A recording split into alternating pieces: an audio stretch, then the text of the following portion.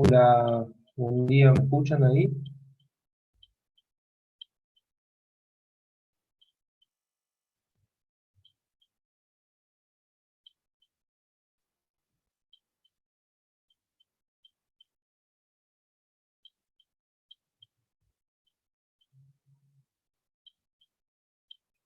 Hola, hola, buen día.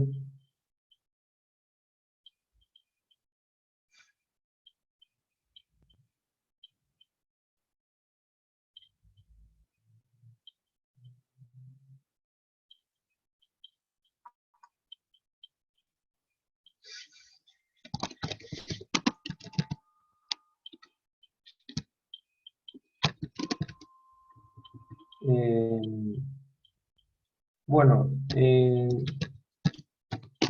la idea de hoy, hoy vamos a arrancar con los seminarios correspondientes al área de clínica quirúrgica.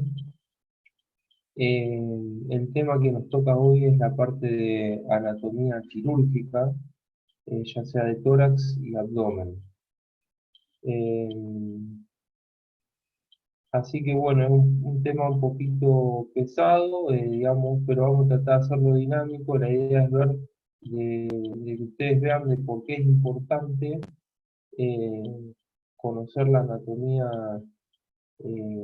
digamos, normal y qué implicancia tiene esto en cirugía.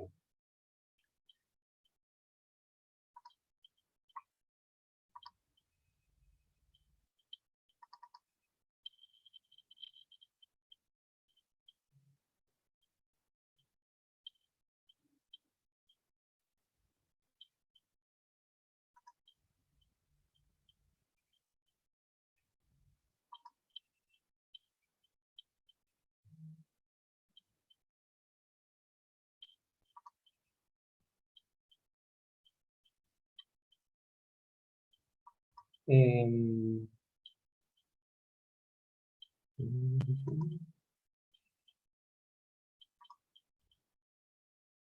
bueno, cualquier duda que tienen me pueden también consultar, levantar una mano. La idea es yo ir arrancando y vamos a ir viendo los temas y bueno, cualquier cosa me consultan.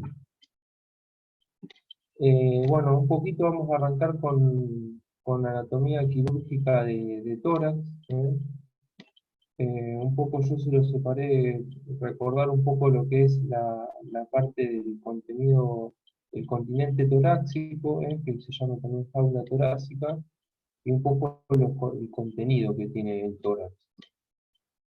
Entonces, eh, ustedes saben que el límite superior del tórax, digamos, eh, el límite superior del tórax, digamos, es la horquilla, digamos, external hacia, le vamos a tener la abertura superior del tórax, que hacia adelante va a tener la horquilla, y hacia atrás la vértebra C7. Por debajo vamos a tener el músculo diafragma, por donde pasa el esófago, con los nervios neumogástricos, y la aorta y la vena cava inferior. Y la parte dorsal va a estar formada por las vértebras dorsales y vamos a tener el límite anterior lo va a dar el esternón, y hacia los costados vamos a tener las costillas con los cartílagos costales. En su interior vamos a tener la cavidad torácica, que se encuentra recubierta, como ustedes saben, por una capa cerosa, que es la pleura, que tiene una hoja visceral y una hoja parietal. Esto acuérdense, recuerden que la cavidad pleural es una cavidad virtual y una de las cavidades que tenemos dentro del organismo, junto al pericardio y al peritoneo, que recubren las cavidades, una la cavidad pericárdica, la otra la cavidad abdominal y esta la cavidad torácica. Bueno, yo acá le puse algunas fotos, recuerden los tres orificios que más importantes del diafragma. En el centro tendinoso vamos a tener el orificio para la vena cava inferior, el orificio del esófago, que va a estar rodeado por los pilares del esófago, junto a los nervios neumogástricos, y por detrás el orificio para la aorta. Esto acá es importante que lo recuerden, por eso se los puse en esta fotito. Recuerden que tanto el paquete intercostal, que se llama, vena, arteria y nervio, viajan siempre por el borde inferior de la costilla. Es decir, que todas las maniobras que tengamos que hacer sobre la pleura, las vamos a tener que hacer siempre en el borde superior de la costilla inferior, se dice así, ¿no es cierto? Entonces siempre por palpación, cualquier punción o cualquier drenaje o cualquier incisión que tengamos que hacer sobre la cavidad torácica, siempre se hace sobre el borde superior de la costilla inferior. Bueno, ¿cuál es el contenido que tiene? Básicamente el tórax tiene los dos pulmones y en el medio vamos a tener el mediastino. ¿Sí? Los dos pulmones, que ustedes saben, el pulmón derecho que tiene los tres lóbulos con sus dos cisuras, y el pulmón izquierdo que tiene dos lóbulos y una sola cisura. Ocupan las partes laterales de la cavidad torácica, están separados uno del otro por el mediastino y están revestidos por las pleuras. Las pleuras, digamos, son estas capas cerosas que van a recorrer, digamos, la pleura parietal, todo lo que es la cavidad torácica, y la pleura visceral, todo lo que es el pulmón. Y entre ellas va a quedar delimitado un espacio que se llama cavidad pleural, que en un paciente, digamos, cualquier ser humano sin ninguna patología, habitualmente es un espacio virtual que no está ocupado por ningún tipo de líquido, ni tampoco por aire, ni por nada. Entonces, ¿qué puede ocurrir? Ustedes pueden tener un paciente con una radiografía de tórax y ver esto, digamos. ¿Esto qué es? Esto ustedes van a ver, eh, digamos, en el hemitórax derecho, un pulmón que se ve, digamos, sin ningún tipo de patología, con un seno costostrénico, como se ve aquí, que no está ocupado por líquido ni por aire, con una buena trama pulmonar. Pero del lado izquierdo vamos a ver la silueta cardíaca y cómo está borrado el seno costostrénico izquierdo. Esto quiere decir que en este espacio, y fíjense aquí el signo de la silueta que se forma, en este espacio está ocupado por probablemente líquido. Entonces, ¿por qué es importante conocer esto? Existe un procedimiento quirúrgico que se llama toracocentesis. La toracocentesis, como yo les puse ahí, es un procedimiento que consiste, digamos, en extraer líquido o en extraer aire del espacio pleural. Habitualmente se realiza a través de una cánula o una jeringa con una aguja que puede tener o no una llave de 3 vías, como se ven aquí, y consiste en introducir a través de la piel, siempre ven por el borde superior de la costilla, para no pinchar el paquete intercostal que tiene, digamos, acá el espacio intercostal, y en introducir a través de la piel y llegar hasta el espacio pleural para obtener o una muestra de líquido, por ejemplo, en el caso de un empiema o un derrame paraneumónico, o de una muestra de aire, en el caso de que uno quiera confirmar de que lo que tiene el paciente es un neumotórax, que es la presencia de aire en ese espacio, digamos, pleural. Habitualmente se hace, digamos, en la línea axilar media, más o menos entre el sexto y octavo espacio intercostal, y lo que es muy importante es no agregarle al paciente una complicación, como puede ser pincharle el pulmón o ingresar por debajo y lesionar alguna víscera abdominal.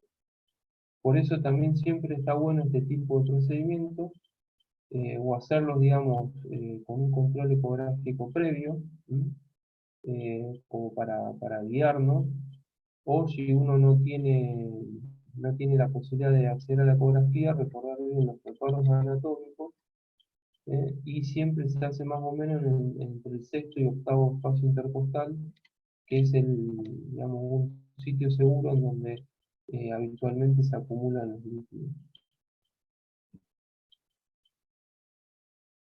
Bien. Eh,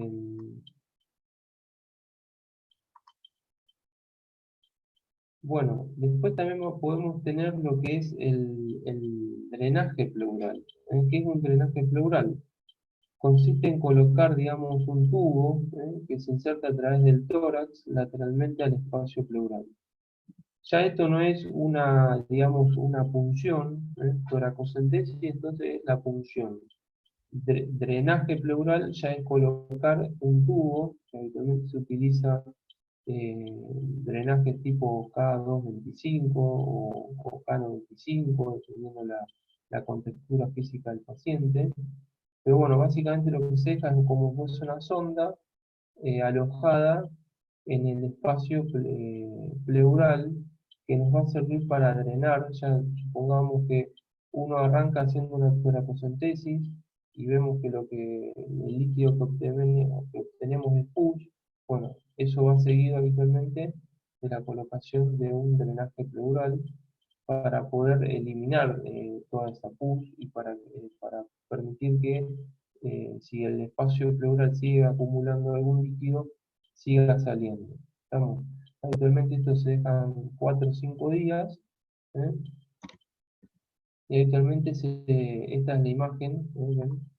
que, que tenemos que conseguir del paciente con el drenaje colocado, y esto se coloca en un sistema, lo que se llama un sistema de vacío, digamos, en donde vamos a tener un frasco de vidrio o de plástico puede ser, con dos orificios, uno con un tubito largo que queda colocado bajo agua y un orificio para la salida del aire. Entonces esto lo que permite es equiparar las presiones que tiene el tórax. Ustedes saben que el tórax en inspiración tiene presiones negativas, por lo tanto, cada vez que el paciente inspire, si uno dejaría este drenaje abierto, digamos, hacia afuera, ingresaría aire.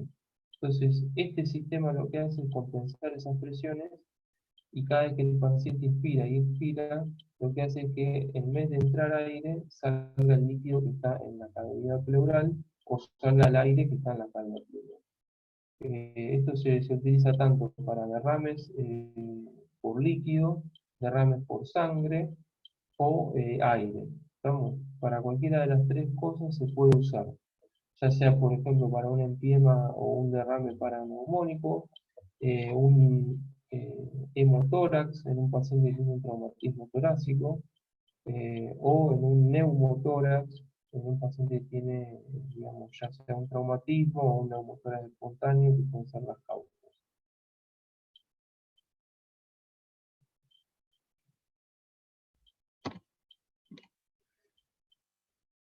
Bien, cualquier duda que tengan me van consultando.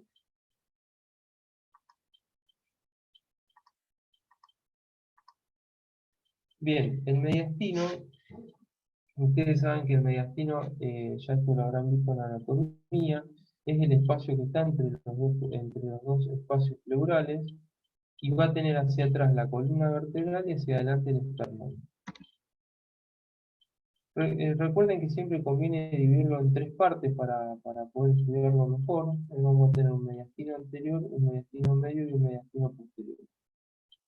En el mediastino anterior, básicamente vamos a tener ¿qué órganos? Bueno, habitualmente están, digamos, pueden estar ocupados en realidad por estos órganos. Recuerden que habitualmente ya en un paciente adulto el timo ya va a estar atrofiado. Ganglios linfáticos puede haber, pero de tamaño normal, por lo cual habitualmente no lo vamos a ver mucho. Tejido adiposo, ¿eh? Los vasos mamarios internos y puede ser parte del lóbulo inferior de la tiroides. ¿Por qué les puse esto? Porque es importante que ustedes recuerden, por ejemplo, en un paciente adulto, en una placa de tórax de perfil, habitualmente el mediastino anterior, que es este espacio de aquí, no está ocupado por ningún tipo digamos, de órgano sólido, ya que si, digamos, uno ve borrado este espacio, habitualmente es patológico. Entonces recuerden que un estudio simple como una radiografía de tórax de perfil nos serviría para evaluar este mediastino anterior. ¿Qué vamos a tener en el mediastino medio? Bueno, ya en el mediastino medio están los grandes órganos digamos, del tórax. Va a estar el corazón con su pericardio, los grandes vasos, la tráquea con sus bronquios principales. Vamos a tener ganglios linfáticos. Va a estar también pasando por allí el nervio frénico, el laringio recurrente y el nervio vago.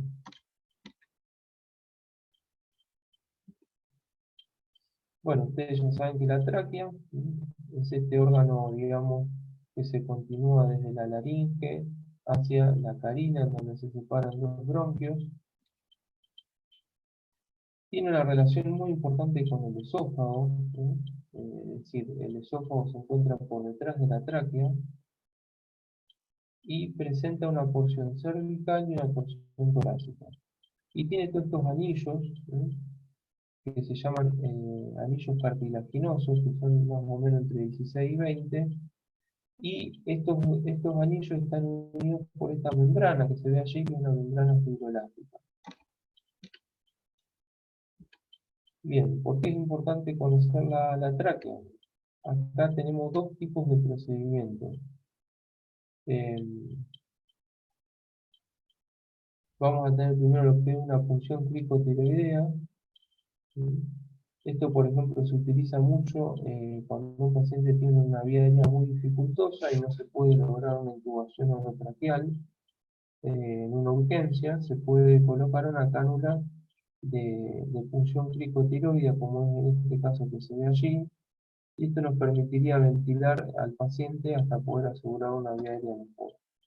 Habitualmente se hace en la membrana cricotiroidea, que es acá, entre el cartílago tiroides y el cartílago cricoide.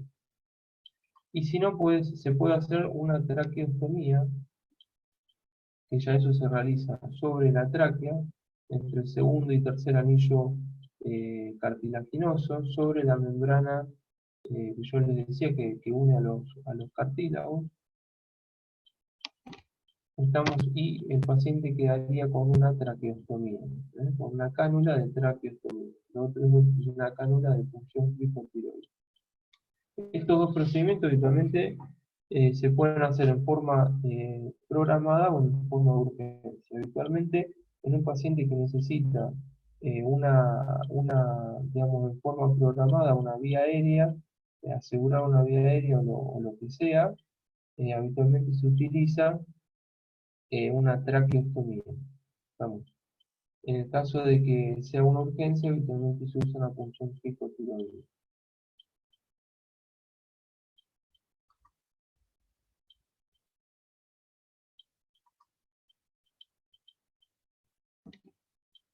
Bien, otro de los órganos habíamos dicho el corazón. Esto ustedes ya más o menos lo deben estar sabiendo.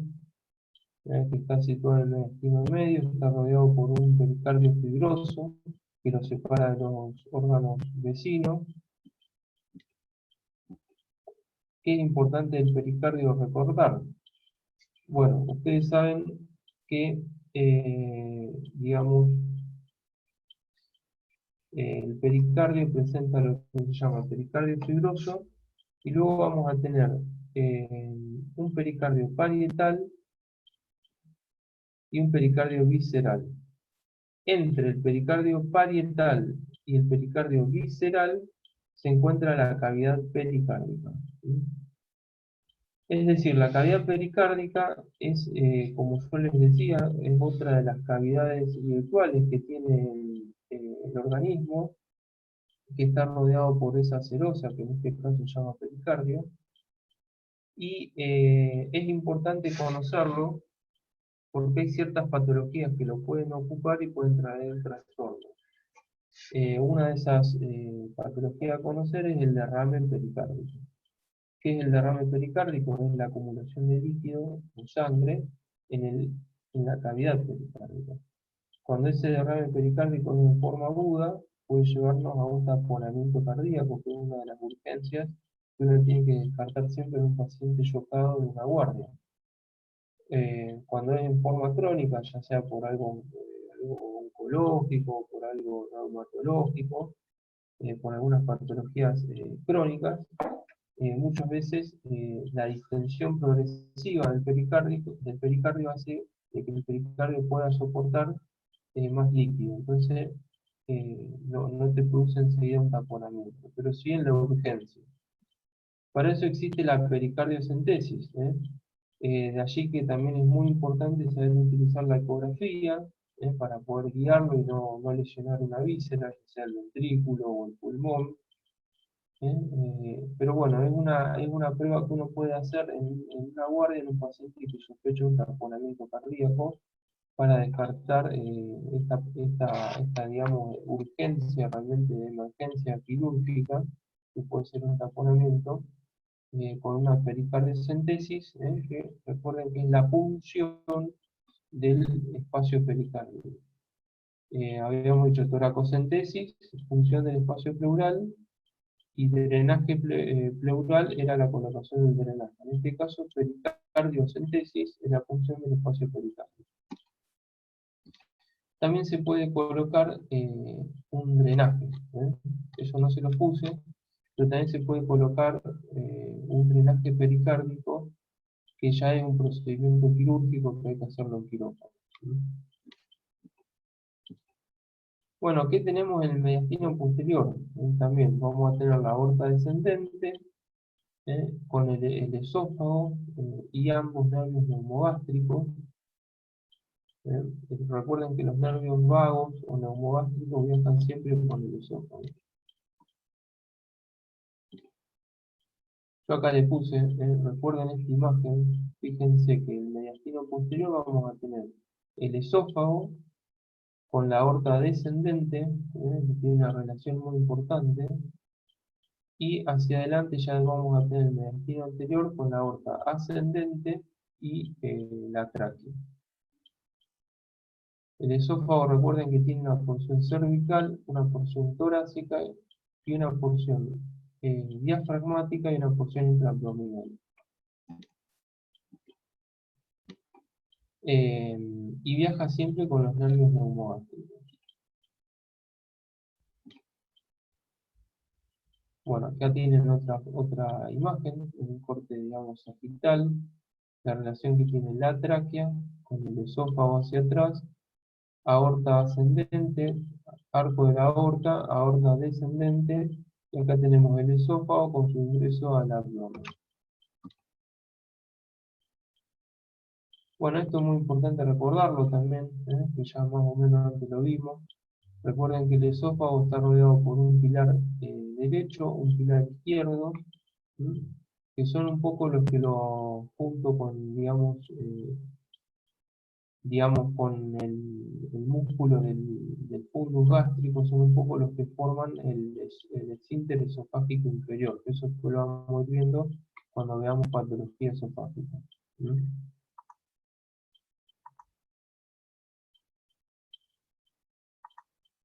Bueno, más fotos de la relación que tiene, digamos, estas estructuras. También vamos a tener las venas ácidos y hemiácidos, que juntan toda la sangre del paquete intercostal. Y el conducto torácico, no se acuerden, no se olviden, que es el que junta toda la, digamos, el drenaje linfático del abdomen y el tórax, que desemboca en la vena subclaviana izquierda. Bueno, no sé si tienen alguna duda, si me pueden ir escribiendo, no hay problema. Eh, si no, vamos a seguir, digamos, un poquitito con la clase. Vamos a ver un poquito de lo que es anatomía quirúrgica del abdomen. También vamos a hablar un poquito de las paredes abdominales, y de un poco el contenido. Los límites del abdomen serían hacia arriba el diafragma, hacia abajo el perineo. Vamos a tener una pared posterior y una pared anterolateral. La pared anterolateral del abdomen tiene algunas cosas para remarcar. Está formada por 4 músculos. Ustedes saben que tenemos el recto anterior, el oblicuo mayor, oblicuo menor y transverso. El recto anterior es el músculo anterior y los otros son músculos laterales. Este es más externo, este es el del medio y este es el más interno. Bien, y por dentro de estos músculos vamos a tener lo que es la fascia transversalis y luego el peritoneo. Esto es también algo que se tiene que acordar. El músculo transverso, entre el músculo transverso y el peritoneo existe esta fascia que se llama fascia transversalis, que bueno, va a tener una cierta importancia cuando veamos todo lo que es patología de arritmia. También algo que quiero que recuerden, el oblicuo mayor, digamos, en su inserción, digamos, si digamos esto es el pubis, esto de amarillo acá abajo es el pubis, eh, recuerden que el oblicuo mayor es un músculo que termina en el pubis insertándose por medio de pilares externos, internos y posteriores, que van a formar en esta zona van a formar el orificio inguinal superficial. Esto recuérdenlo para cuando vean patología herniaria. Recuerden que el trayecto inguinal tenía un orificio profundo, un orificio superficial y un trayecto. Bueno, el orificio superficial lo van a formar los pilares del oblicuo mayor.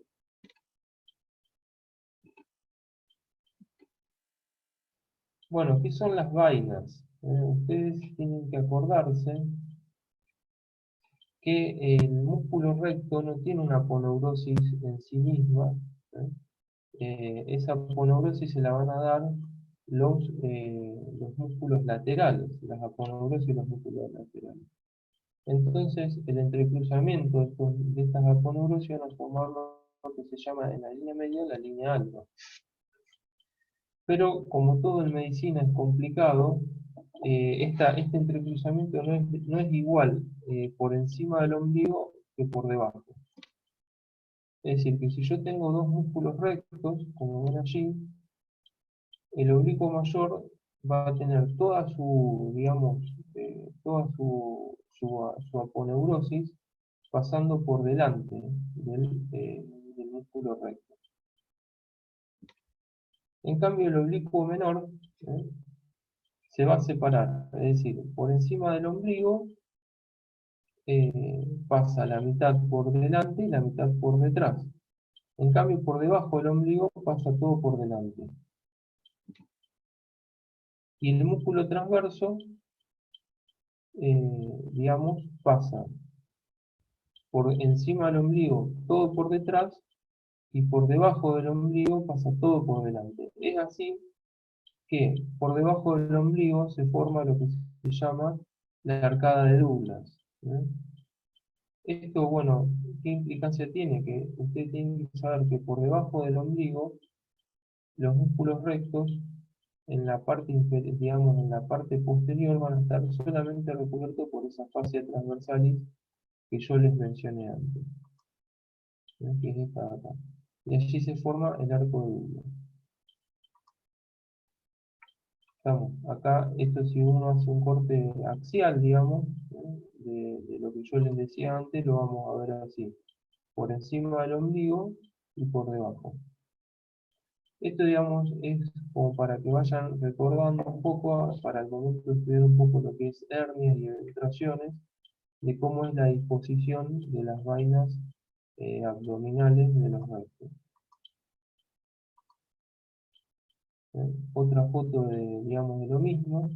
Por encima del ombligo vamos a tener los músculos rectos, recubierto tanto por delante como por detrás por estas vainas abdominales o vainas de los rectos. En cambio, por debajo vamos a tener todas las vainas pasando por delante y por detrás solamente la fascia transversal. Bien, esto es importante para cuando estudiemos un poco, digamos, los diferentes tipos de hernias que tenemos y también en parte para conocer cuál es el tratamiento que hay que darle a estas hernias. Recuerden cuál es la irrigación de la pared abdominal, esto a veces se suele preguntar en los exámenes. Está principalmente, digamos, irrigado por dos arterias, una epigástrica superior, que es rama de la mamaria interna, que es esta que viene bajando aquí, y una epigástrica inferior que viene de la ilíaca externa. Estas son las dos arterias más importantes que irrigan a la pared anterolateral del abdomen. Bueno, esto es algo también que ya tienen que ir familiarizando, que ya lo han visto, me imagino, el año pasado o el anterior, que son los cuadrantes del abdomen. Recuerden que si uno traza una línea horizontal que pasa por el reborde costal y otro por la espina ilíaca anterior superior, y dos líneas hemiclaviculares, vamos a delimitar estos 9 cuadrantes, que ya lo deberían ir conociendo, pero esto es muy importante en clínica quirúrgica, porque de la localización que tienen estos, digamos, estos cuadrantes, uno ya, digamos, se va orientando en el tipo de patología que podemos tener. Es decir, un paciente que viene a la guardia por un dolor en el hipocondrio derecho o en el epigastrio, uno ya piensa más en una patología de parto biliar. El hipocondrio izquierdo habitualmente está ocupado ya sea por el vaso o por el ángulo esplénico del colon. En el epigastrio también vamos a tener el estómago y la peor porción del duodeno. En todo lo que es mesogastrio digamos, en mesogastrio y en epigastrio también por irradiación vamos a tener la cabeza del páncreas, el hipocondrio izquierdo la cola del páncreas. Bueno, recuerden el marco colónico, todo lo que es fosa ilíaca derecha, recuerden va a estar predominantemente por lo que es el ciego, el apéndice, el ilio distal, fosa ilíaca izquierda por lo que es el colon sigmoideo. En mesogastrio también vamos a tener todo lo que es el intestino delgado y en hipogastrio vamos a tener la vejiga. Y recuerden en la mujer también los anexos y el útero, sobre todo los anexos para lo que es fosa ilíaca izquierda y fosa ilíaca derecha. Esto es muy importante que lo recuerden al momento de hacer una semiología abdominal en cualquier paciente.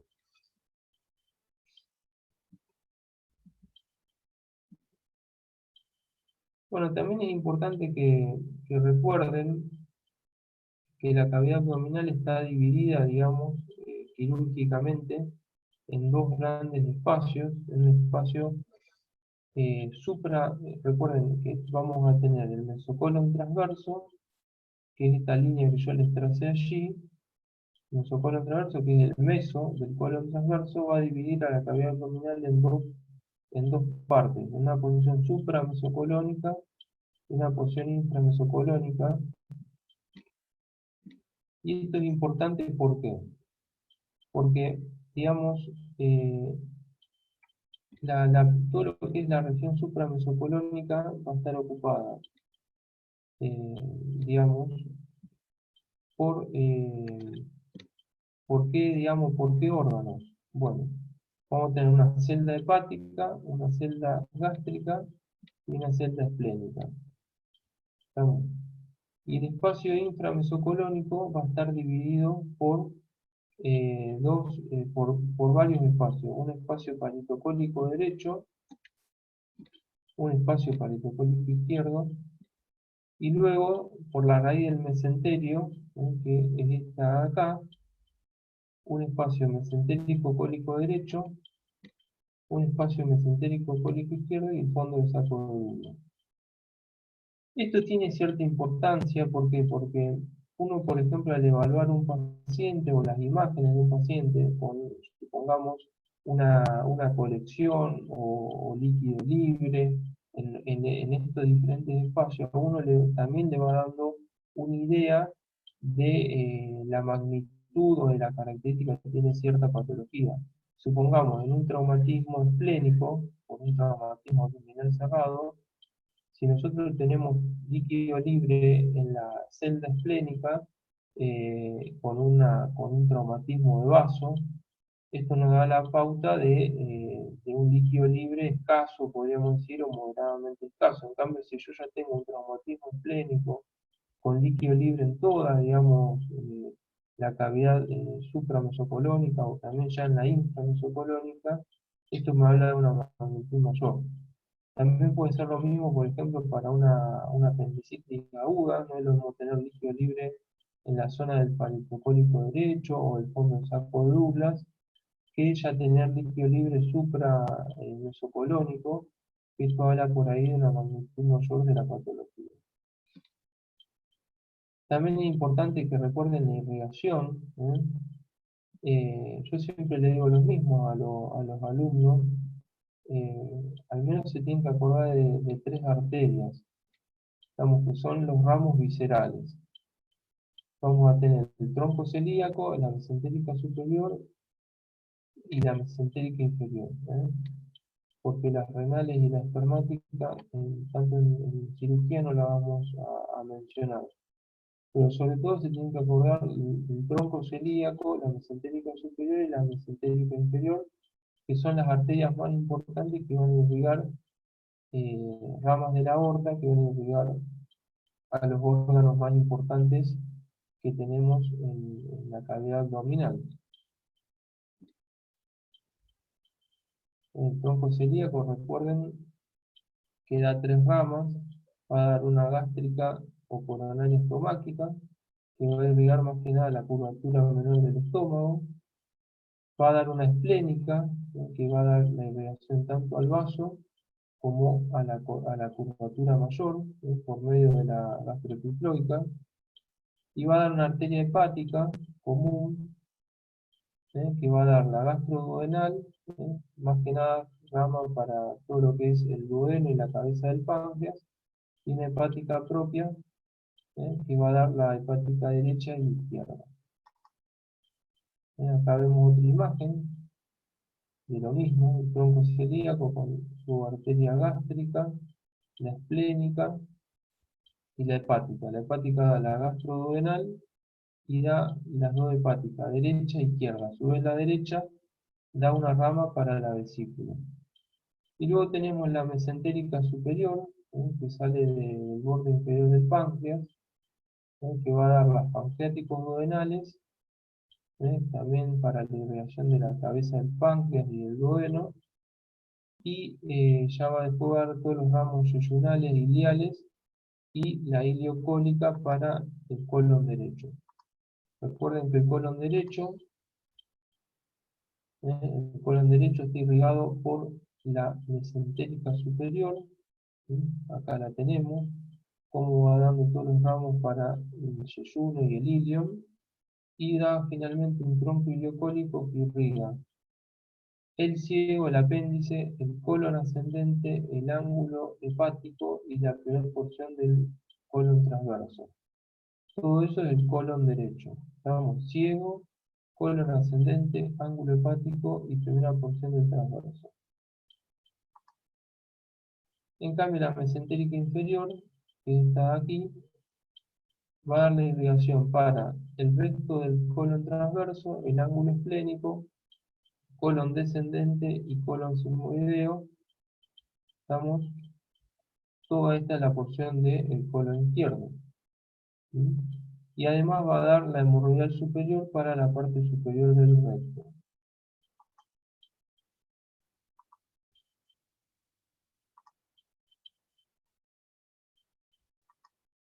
También es importante que recuerden la conformación de la vena porta. ¿Sí?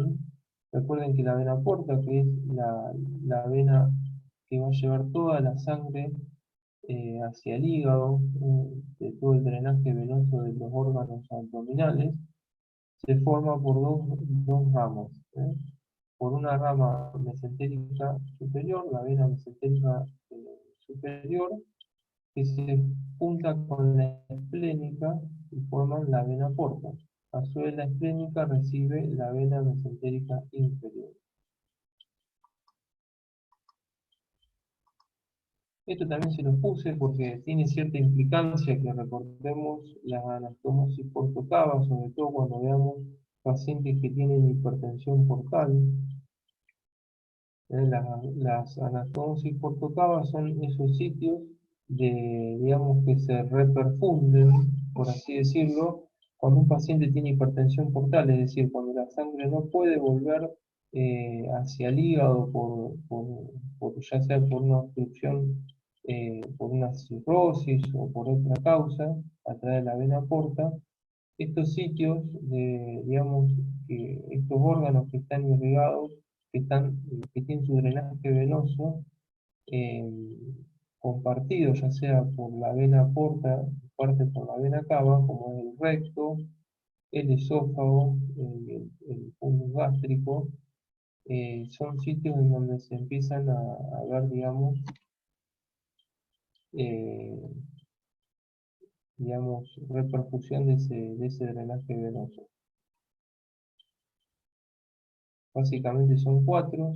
Vamos a tener un pedículo superior, que son digamos, las varices, las venas esofágicas inferiores y gástricas superiores. Vamos a tener un posterior también, que es el retroperitoneo, y un portocavo inferior.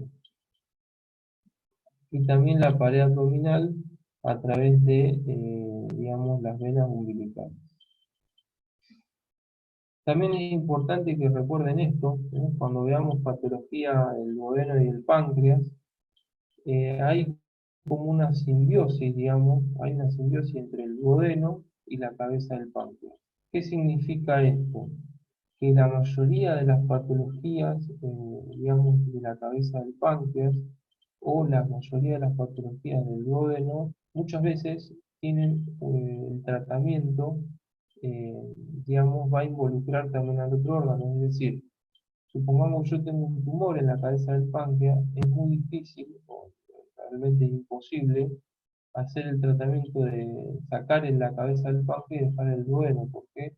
Porque comparten ya sea su irrigación, su drenaje linfático, su drenaje venoso, de allí que, digamos, muchas veces el tratamiento es el mismo. ¿Sí? También recuerden la diferente función que tiene, las diferencias que tenemos entre el colon derecho y el colon izquierdo. ¿Sí? Esto también es muy importante que lo recuerden. ¿Por qué? Porque, digamos, también lo mismo que yo les decía antes, eh, la mayoría de las veces que uno tiene que hacer un tratamiento, ya sea, supongamos, por un cáncer de colon, eh, en el colon descendente, perdón, en el colon ascendente, uno no saca solamente ese pedacito de colon, uno tiene que, digamos, al hacer la ligadura de los vasos que irrigan el colon directamente ascendente, uno está sacándole también toda la irrigación al ciego, al líquido distal y todo eso, y por eso ustedes van a ver que actualmente se habla de micolectomía. ¿Por qué? Porque comparten su irrigación y su drenaje linfático. También recuerden que el colon derecho tiene un mayor diámetro, un mayor calibre que, que digamos que el colon izquierdo, de allí que habitualmente un paciente con una patología del colon derecho, como ser un tumor, habitualmente va a consultar por, supongamos, por anemia. ¿Por qué? Porque los tumores van creciendo y habitualmente se presentan por sangrado. En cambio, un paciente con un tumor del lado izquierdo habitualmente consulta por oclusión, debido a que el diámetro es menor y es más fácil que tenga una oclusión del lado izquierdo que del lado derecho. Bueno, y también recuerden que uno puede hacer estudios contrastados, como por ejemplo esta seriada de intestino, para ver la distribución de las gasas intestinales, o por ejemplo un estudio como este, que es un colon por enema, para ver la anatomía normal del colon, pero bueno, también para eso uno tiene que conocer la anatomía normal.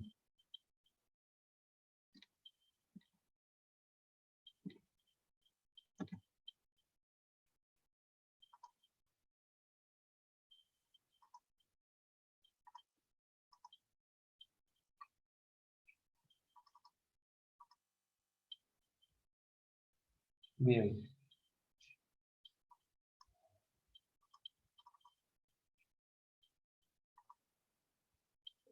bueno, no sé si tienen dudas o consultas que quieran hacer.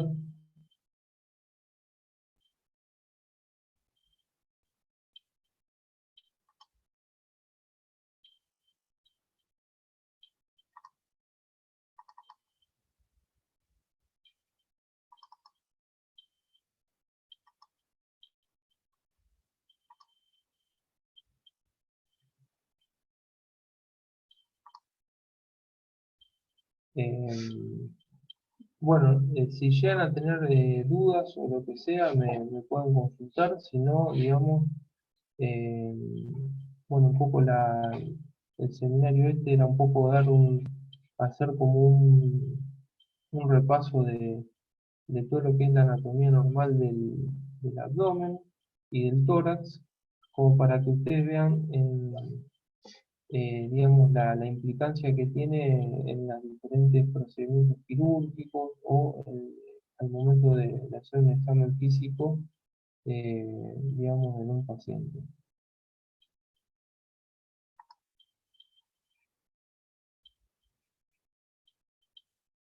Así que bueno, yo los dejo, digamos, probablemente ya el viernes tengan también, llegamos con el tema de los seminarios. Y bueno, y recuerden que esta semana también comienzan las tutorías. Así que allí van a poder empezar a ver las diferentes patologías que por ahí es un poco más entretenido que todo este tema de anatomía. Eh, Así que bueno, yo los dejo, les dejo un saludo, hasta luego.